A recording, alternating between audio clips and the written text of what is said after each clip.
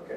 So, right, in that case, let me again kind of go back to it with one more question on the journey. I think in this, how no matter what do you think the commitment should be from senior managers as well as senior executives of the from an operator to be able to commit that this is something that they want to believe in. And what is your thought? Because if you are to be serious about achieving this, you need to. In my opinion, I think it needs to be very serious.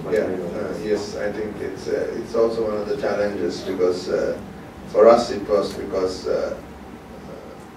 it is something new, and as there was a gentleman yesterday who was explaining how difficult it was for him to show the value for SDP to the CFO, and then there is some investments that you need to do in terms of your capex, but also opex, because you need to build that developer community, and that means money.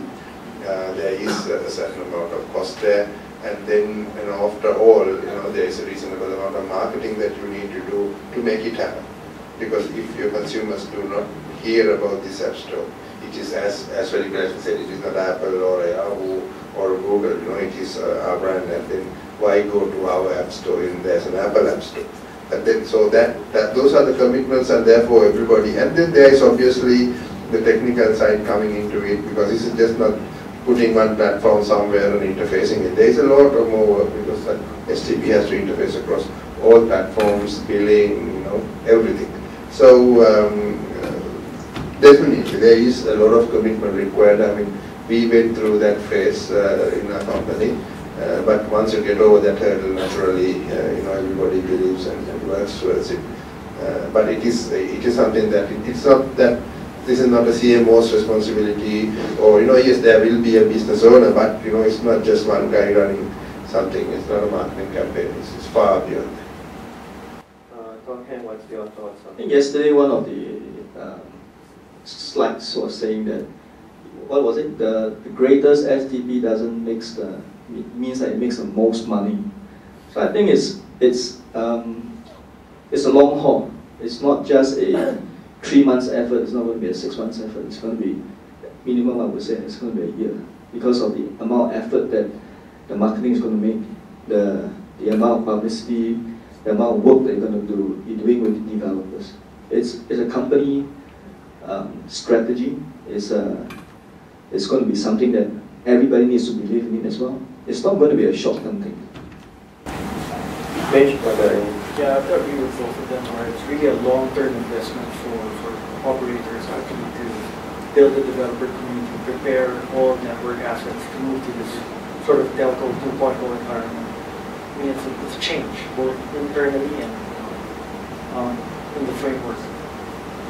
Good. I think it's something like when Apple, Steve Jobs could have told this board, we are going to sell music. I'm sure they'd have asked, are you nuts? But we know what iTunes are today. So it's not short term, it's something very different.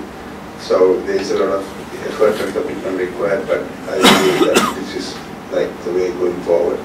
That's going to take Jim and company stop controlling us again. I think that's a great summary. I think the way what you said, I think you need. I think just to summarize, I think the key is we need to look so that the Jim and company will not be able to dictate how you're going to run your vast value-added services. So in summary, just to kind of so what the whole thing is, I think there is definitely a clear strategy that we want to move into a telco app store, which is going to be the best way of kind of regaining that revenue leakage or the revenue loss that you have, because for the traditional over-the-top app stores, that's I think one of the key things. And I think also the developer community that has need to be built around it, and also to be able to nurture them, and it's not a short term.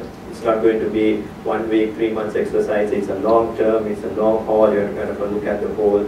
The crossing the chasm model. It's a long tail model for you to be able to do that. And I think the last, just to summarize on that, is that there needs to be really a company strategy, a strategy to say this is what we want to believe in and we want to make it successful. Once you make it successful, you actually can differentiate yourself very well with your competitors, because the developers that work with you actually are the team that will be able to differentiate.